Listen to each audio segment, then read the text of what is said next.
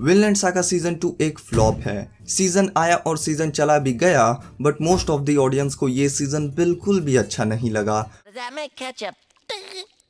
Oh, brother, this guy stinks! But क्यों? मैं यहाँ पे कोई रिव्यू नहीं देने वाला हूँ, यहाँ पे हम सच्चाई जानने वाले हैं।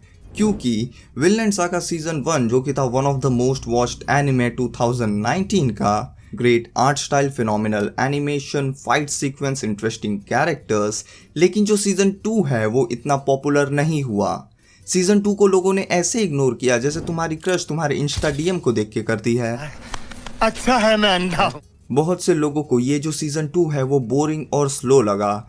ऐसा क्या सीजन 2 ने किया जिसने इस एनिमे के हाइप को किल कर दिया? सिंपल सा आंसर है रिवेंज, यानी कि बदला।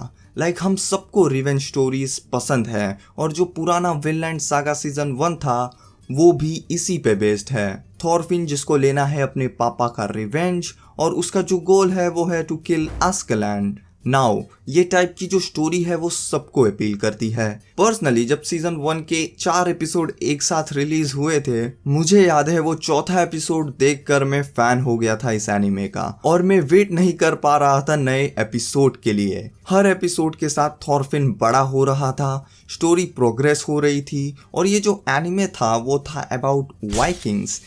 तुमने कितने ऐसे एनिमे देखे होंगे जो कि बेस्ड है वाइकिंग्स पर। ये बड़ा ही रिफ्रेशिंग था एनिमे फैंस के लिए। लेकिन जो सीजन 2 है वो वाइकिंग्स पे है ही नहीं। ऑफ कोर्स वहाँ पे वाइकिंग्स हैं, बट जो फोकस है वो है स्लेव्स पे। तो इससे हमें दो चीज़ें पता चल जाती हैं कि इसमें रिवेंज नहीं है और जो फोकस था वाइकिंग्स पे वो भी इस सीजन में नहीं है। लेकिन ऐसे कैसे इतने सारे व्यूअर्स इस सीजन को नहीं देख रहे?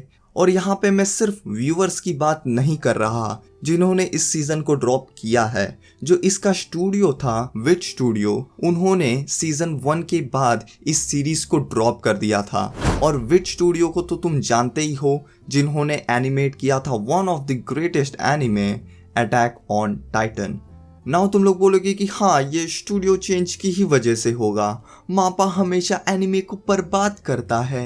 वन पंच मैन को किया, अटैक ऑन टाइटन को किया और अभी विनलैंड सागा को भी। ऐसा नहीं है। जो डायरेक्टर है उसने खुद बोला है कि विच स्टूडियो ने उन्हें ड्रॉप कर दिया था और एक ही ऐसा स्टूडियो था जिन्होंने विनलैंड सागा सीरीज को बचाया और वो था मापा। और जो स्टाफ भी था वो ऑलमोस्ट सेम है कंपेयर टू सीजन 1।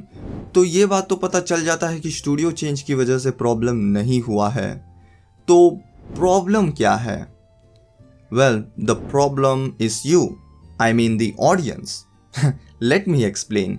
इस एनिमे ने सीजन 1 में बहुत से शोनेन फैंस को अट्रैक्ट किया था एंड ऑफ कोर्स करेंगे भी, बिकॉज मुझे भी लगा था ये एक शोनेन एनिमे है। नाउ जब इसे इतना पॉपुलैरिटी मिला शोनेन फैंस से तो ऑफ कोर्स एक्सपेक्टेशन लोगों का हाई था।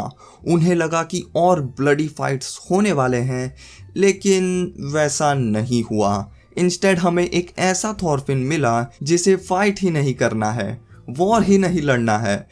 इमेजिन करो अगले सीजन तांजीरो डीमंस को मारने की जगह किसी गांव में जाकर रहने लगे और बोले कि मुझे डीमंस को नहीं मारना है। बर्तन साफ करना,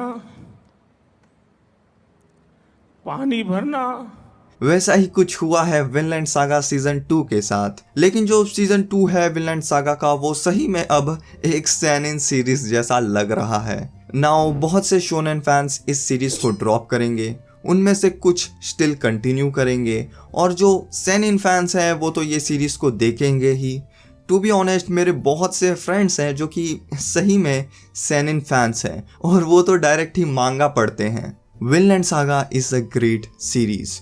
जो स्टोरी है वो बहुत ही अच्छे से प्रोग्रेस होती है। थॉरफिन का जो कैरेक्टर है वो बहुत ही ब्यूटीफुली ट्रांसफॉर्म होता है, प्रोग्रेस होता है। जिन्होंने ये एनिमे ड्रॉप कर दिया है उनको ये बोरिंग लगा हो, स्लो लगा हो, लेकिन रिमेंबर एक बैटल तुम तभी जीतोगे जब तुम उसे लड़ोगे ही नहीं। क्योंकि अगर तुम लड़ोगे भी और जीत भी जाओगे लेकिन तुम कुछ ना कुछ तो ज़रूर हारोगे, चाहे वो तुम्हारी फैमिली हो सकती है या फिर फ्रेंड्स। जो कि फर्स्ट एपिसोड में भी थॉरफिन के पापा ने बोला था, you have no enemy. Now इसे तुम शेयर करो अपने फ्रेंड्स के साथ जिन्होंने विनलैंड सागा ड्रॉप कर दिया है। और अगर तुम्हें वीडियो अच्छा लगा हो तो लाइक शेयर एंड सब्सक्राइब कर देना, क्योंकि आपका एक लाइक एंड सब्सक्राइब मुझे बहुत मोटिवेट करता है ऐसे ही वीडियोस बनाने के लिए। मिलता हूं मैं आप लोग को नेक्स्ट वीडियो में, तब तक के लिए बाय।